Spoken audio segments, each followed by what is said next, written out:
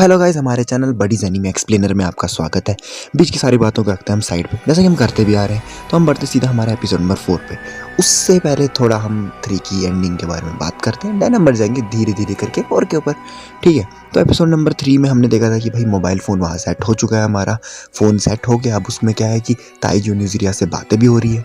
बात हो रही है, सेनको के दिमाग में एक धांसू धाकड़ सा आइडिया आता है, जिसमें सेनको बोलता है कि भाई हमको क्या करना है, धीरे धीरे करके सुकासे के एम्पायर में से अपने एम्पायर में किंगडम ऑफ साइंस में कुछ बंदे लाने। तो उसके लिए तो तेरी मदद चाहिए हमको। मतलब सिंपल क्या है, तू कुछ भी बंदे उठा, उनको हमारे तक लाने की कोशिश करेंगे हम। जिसमें ताइजू पहले बोलता है कि सेनको क्या है, ये तुम्हारे पास बेस्ट आइडिया है क्या? यही मतलब बिना खून खराबे का एक आइडिया है जिसमें खून खराबा नहीं होगा, मतलब बिना मार धाड़ के हम जीत सकते। सेनको बोलता है हाँ मुझे भरोसा रखता है। वो बोलता है मुझे तेरे पे भरोसा है, बाकी सब तू मुझ पे छोड़ दे। ऐसा सेनको ने कहा। जैसे सेनको ने ऐसा कहा, वहाँ पे ताइजू ने बोला ओके डन, मैं किसी को भी लेके आ जाऊँगा। देन इनके पास मेन क्या था, इनको ज्ञान आना चाहिए था, आसागिरी ज्ञान लिलियन की एक्टिंग वॉइस की मिमिक्री करता है। जो भी बंदा वो सामने से लाते हैं, ताइजू न्यूज़िरिया या उसको उसकी आवाज़ सुनाते हैं एंड उसको अपनी तरफ लाने की कोशिश करते हैं।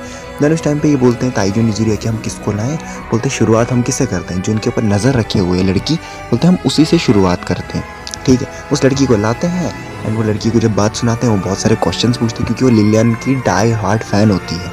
तभी सेनको बोलता है कि कुछ ना कुछ करके इसको अपनी तरफ से लाना है। एंड ज्ञान बोलता है तेरी किस्मत बहुत बकवास है इन चीज़ों में। सबसे पहले तूने रिवाइव जिस बंदे को करना था खुद की जान बचाने के लिए, तूने सुकासा को रिवाइव किया।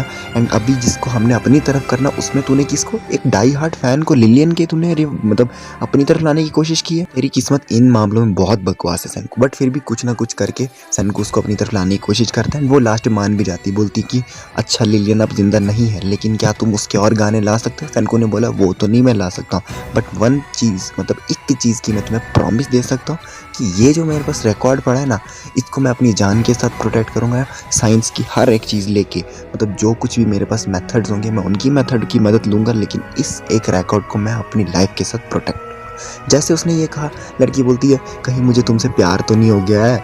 सेनको बोलता है उस चीज़ को रखो साइड में, सिर्फ इतना बता क्या तुम हमारा साथ दोगी कि नहीं दोगी। लड़की बोलती है ओके अब मैं भी तुम्हारे साथ हूँ। एंड उस टाइम पे बाकी सारे क्या करते हैं, ये हमारे साथ एक और एलाय आ चुका है। एंड वहीं पे हमारा एपिसोड नंबर 3 समाप्त हुआ था। वहीं पे हमारा पहला एपिसोड हो गया था, मतलब 3rd एपिसोड समाप्त हुआ था, जैसे कि मैंने कहा। अब हम बढ़ते हैं हमारे एपिसोड नंबर 4 पे, जिसमें वही सेम स्टार्टिंग में सीन होता है, जिसमें सेनको एंड ये जो है निक्की, ये जो लड़की गार्ड है, इन दोनों की बीच कॉन्वर्जेशन हो रही है, जिसमें सेनको कहता है कि मैं तुझे अगर प्रॉमिस कर रहा हूँ कि मैं इसको अपनी लाइफ से प्रोटेक्ट करूँगा और तू भी अगर इससे करे तो हम एक साइड हुए ना। तब निक्की बोलती है कि तुमने इस स्टोन वर्ल्ड में जहाँ पे कोई भी चीज़ नहीं थी जीने की, मेरे मतलब उसके जीने की, मतलब निक्की के जीने की कोई आसार नहीं था, मैं उस वर्ल्ड में लिलियन का गाना लाया है, जिसको मैं अपना आइडियल मानती हूँ, जिसकी वजह से मैंने अपने दुख दर्द को सारा ख़त्म किया। मैं हम साथ में ही है, मतलब वो ऐसा बोलती है। एंड देन सेनको वहाँ पे बोलता है क्या मैं सब पक्का समझूँ? एंड वो वहाँ पे बोलती है यस मैं कोऑपरेट करूँगी तुम्हारे साथ, तुम्हारे प्लान के साथ, whatever your plan is, and हम एक साथ हैं, we are on the same team. Then उस टाइम पे ताइजू बोलता है कि 1 साल हो गया, लेकिन आखिरकार हमने यहाँ पे आके कोई मतलब प्रोग्रेस की, हमने एक एलाई बनाया। यूजिरिया भी बोलती है ये हमारे साथ अब निक्की सान भी है। तभी हम देखते हैं सेनको एंड गेन जो है वो एक समझे क्लासरूम टाइप में, निक्की उनकी टीचर बनी हुई है। एंड वो बोल रही है तुम्हारा ग्रैंड प्लान क्या है, मतलब ग्रैंड प्लान तुम्हारा क्या है, लोगों को अपनी तरफ करना है, यानी लिलियन का गाना सुना के, जो बहुत ज़्यादा बकवास है, 55% बकवास है। एक क्लासरूम वाला सीन बनाया ये, ऐसा मेटाफोरिकली ये दिखा रहे हैं, मतलब सीधे से ऐसा हुआ नहीं है, मेटाफोरिकल वे में दिखा रहे हैं, जिसमें बोलती एक्यूरेसी तो बिल्कुल नहीं है, 55% सिर्फ एक्यूरेसी है, इसमें कुछ नहीं होने वाला, लेकिन लोग सारे बेवकूफ़ बन जाएंगे। तुम्हें इसमें क्या करना पड़ेगा, इसमें मदद चाहिए, यानी मेरी मदद। लिलियन के बारे में मैं सब जानती हूँ, तुम मेरे पर काउंट डाउन कर सकते हो। ये टिक वहाँ से अंगूठा दिखाती है उनको, एंड वहाँ से वो मेटाफोरिकल सीन जो है हट जाता है, नॉर्मल सीन आता है। वहीं पे ज्ञान बोलता है वाह तुम कितनी फंटेस्टिक साउंड कर रही हो, बट तुम at the same time Spartan sound कर रही हो। स्पार्टन इसने इसलिए किया क्योंकि स्पार्टन के जो वो सिपाही थे, वो एक सिपाही 300 के बराबर थे, इतने ताकतवर थे, इतने ब्रूटल थे, तो ऐसे इसने स्पार्टन्स को रेफर किया ब्रूटैलिटी के लिए। तो वहीं पे हम देखते हैं कि निक्की बोलती है कि हमारे पास जो अब प्लान तो है, लेकिन खतरा हमारे पास एक है और तुम जानते हो क्या है। सेनको बोलते क्या ज़रा बताना। बोलती कि तुम तो जानते हो कि सबसे खतरनाक अगर हमारे एम्पायर में, सुकासा के एम्पायर में कौन है, सुकासा ही है। हम जानते हैं, प्रॉब्लम की बात नहीं, तुम भी जानते हो मैं भी जानता हूँ, तुमने खुद देखी भी होगी उसकी ताकत, लेकिन जो सुकासा का मेन प्लान है ग्रैंडिसन, वो पूरे दुनिया को तबाह करना चाहता है। जितने भी पुराने लोग हैं, एक नई आर्मी बनाना चाहता है खुद के एंड उसके जो लोग जो उसको वर्शिप करते हैं उनकी। हाँ, मैं मानती हूँ कि उसको वर्शिप वो नहीं करते हैं, मतलब उसको ऐसे पूजा-वूजा नहीं करते हैं जैसे राजा को करते हैं। लेकिन उनने उसके स्ट्रॉन्गनेस का एंड करिज़मेटिक मतलब जो बिहेवियर है उसका उन्होंने टेस्ट लिया हुआ है। वो जानते हैं कि सुगासा कितना ताकतवर है एंड कितना वो करिज़मेटिक है, मतलब बातों में कितना अच्छे से दूसरों को लेता है, जिसकी वजह से वो उसको ना चाहते हुए भी हाँ करते ही करते हैं। जिसमें से हमें 2 लोगों से बहुत ज़्यादा प्रॉब्लम है। तो मैं ऐसा कह भी सकता हूँ उसको सुगासा का right arm and left arm, तुम उनमें से एक को मिले भी हो। सन को बोलता है ह्योगा की बात कर रही हो ना? सन वो बोलती बिल्कुल सही। ह्योगा बोलती वो फिर भी प्रॉब्लम नहीं है, हमारी मेन प्रॉब्लम एक और है, उसका नाम है उक्योचन। वो बहुत ज़्यादा मतलब क्या कह सकते हैं, बहुत ज़्यादा खतरनाक है। जितना हम उसे मतलब हल्का लेंगे हमारे लिए ही बहुत ज़्यादा खतरा हो सकता है। तभी हम देखते हैं हमारे एपिसोड का नाम आता है जिसका नाम है फुल असॉल्ट। तभी हम देखते हैं कि जब वो सनको को इन्फॉर्मेशन दे ही रही थी उक्यो के बारे में, ताइजू बोलता है कि हाँ वही बंदा ना जो जिसके हाथों में वो अर्जुन की तरह तीर पकड़े होते हैं, बाण पकड़ के होता है जब देखो वहाँ पे बोलते हैं हाँ वही उक्यो वही। सिर्फ सारे उसके बारे में बोलने लग जाते हैं कि वो बंदा जो है बहुत ज़्यादा कानों से मतलब तेज़ है। मतलब अगर देखा जाए आंखें वाँखें को मारो गोली, उसके कान बहुत ज़्यादा तेज़ है। और अगर हमने ये फ़ोन में उसको सुना दिया तो उसके कानों से अगर उसने गाना सुन लिया तो वो समझ जाएगा कि हमने रिकॉर्ड बजाया है। तो उसके सामने तो हम ये सॉन्ग वॉन्ग का काम नहीं कर सकते। हम क्या कर सकते हैं? तभी वहाँ पे ताइजू बोलते हैं मेरे दिमाग में एक आइडिया आ गया है। सारे बोलते हैं तेरे दिमाग में एक आइडिया क्या है, ज़रा बताना। उन्हीं के पास में एक जो ताइजू था उसने जो आइडिया दिया था वो बोलता है कि हम घड़ी घड़ी बजाने से अच्छा है, क्योंकि बाकी लोगों को एक एक बार सुनाने से अच्छा है हम एक ही बार बजाएं, जैसे हम सबको उल्लू बना दें एंड उस टाइम पे हम बजाएं जिस टाइम पे उक्यो ना हो। क्योंकि अगर वो नहीं हुआ बाकी उल्लू बन भी गए तो वो उक्यो वैसे भी मान ही जाएगा बाकियों की बात, इतने सारे लोगों की बात को डिनाई तो नहीं कर सकता। तभी वो निकी उसको पेट पे मुक्का मारती, बोलता है ओहो तेरे दिमाग में भी आइडिया आता है, मार रही है कंटिन्यूसली मुक्का मार रही है, मारते जा रही है, बोलती है वाह तेरे जैसे बेवकूफ़ के दिमाग में आइडिया आया और अच्छा आइडिया है। तभी वहाँ पे पीछे से यूजुरिया बोलती हाँ ये प्लान तो अच्छा है, क्योंकि अगर हमने अकेले में उसको सुनाया या घड़ी घड़ी सुनाया तो वो क्या पता बता सकता है कि एक रिकॉर्ड बज रहा है, ये कोई वो असली में कोई गाना नहीं गा रहा है। देन उस टाइम पे सन को बोलता है भाई अब इतना तो पता चल गया उसको उल्लू कैसे बनाना, उक्यो है कौन? तभी गैनाब क्या है जो इन्फॉर्मेशन देने लगता है कि बोलता है वो पहले सोनार में काम करता था। अब आप बोलेंगे कि सोनार ऑपरेटर कौन होता है? तो जो पानी में होता है ना सबमरीन्स, तो वो क्या करती हैं वो अपना रास्ता पानी के अंदर कैसे बनाती हैं, उनको दिखता तो कुछ नहीं है। वो क्या करती हैं पानी में साउंड की वेव्स छोड़ती हैं। जब वो साउंड की वेव्स पानी में छोड़ते हैं तो वो जाती हैं आगे, जब टकरा के वापस आती हैं वो कोई भी ऑब्जेक्ट से वो उससे एक पाथ बनाती हैं, एक आइडेंटिकल पाथ जिससे आप क्या कर सकते हो ट्रैवल कर सकते हो। आप इस तरीके से समझ सकते हो कि आप रास्ते पे चल रहे हो, आपने सोनार यूज़ किया तो वो सोनार क्या वो साउंड छोड़ेगा, वो साउंड जब छोड़ेगा वो दीवार से, एक कार से, एक कुत्ते से, इन चीज़ों से क्या टकरा के वापस आएगी। जैसे वापस आएगी सोनार में से आवाज़ तो आपको वो एक क्या बोल सकते हैं कि लेआउट जैसा बता के देगा, जिसमें आप क्या है आप जान पाओगे कि आपके सामने एक दीवार है, एक कुत्ता है, एक कार है, जिससे आप क्या जाने में आपको आसानी होगी। तो अंडर वाटर होता है तो सनको को वो बोलता है कि वो सोनार ऑपरेटर था जिसकी वजह से उसकी सुनने की क्षमता वॉज इनसेन।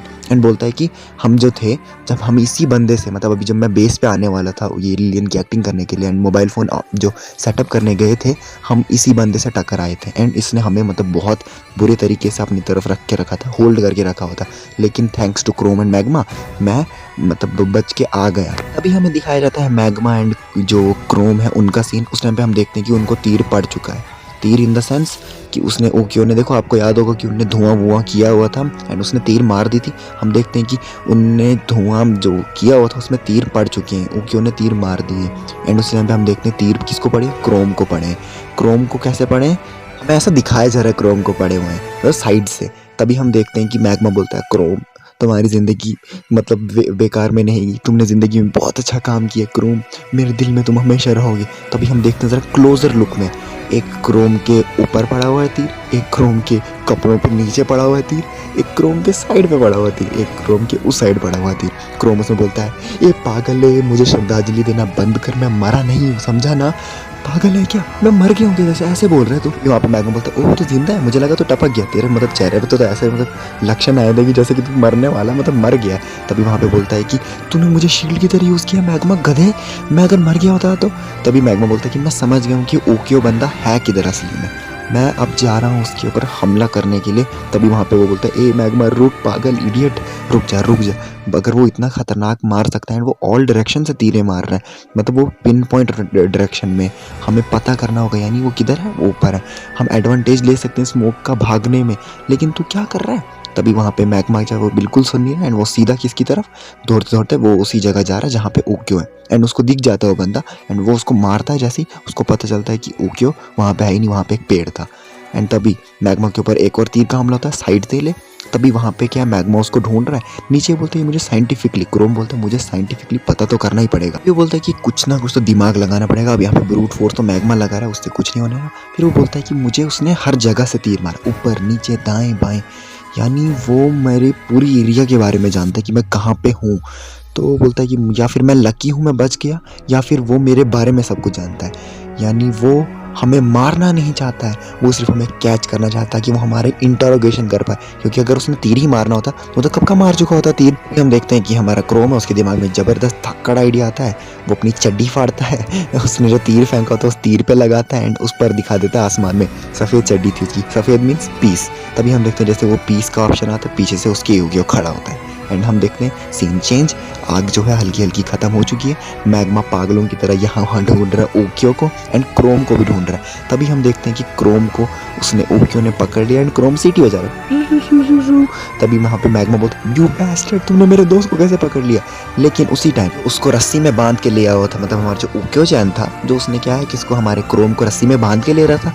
लेकिन उसी टाइम वो क्या बोलता है, स्क्रू द रोप्स, रस्सियाँ खोल देता है, बोलता है छोड़, वैसे भी तू कौन सा भागने वाला, अगर तुझे भागना ही होता तो तू तब से भाग नहीं गया होता है, मतलब जब तुझे भागने का मौका था तो वो झंडा नहीं दिखाता हवा माई से, पर्पस नहीं निकालता। और वैसे भी अगर तू भागेगा ना तो एक ठक करके तीर पड़ी जाएगा तुझे और तेरे दूसरे दोस्त को, तो भागना तो एकदम बेकार है।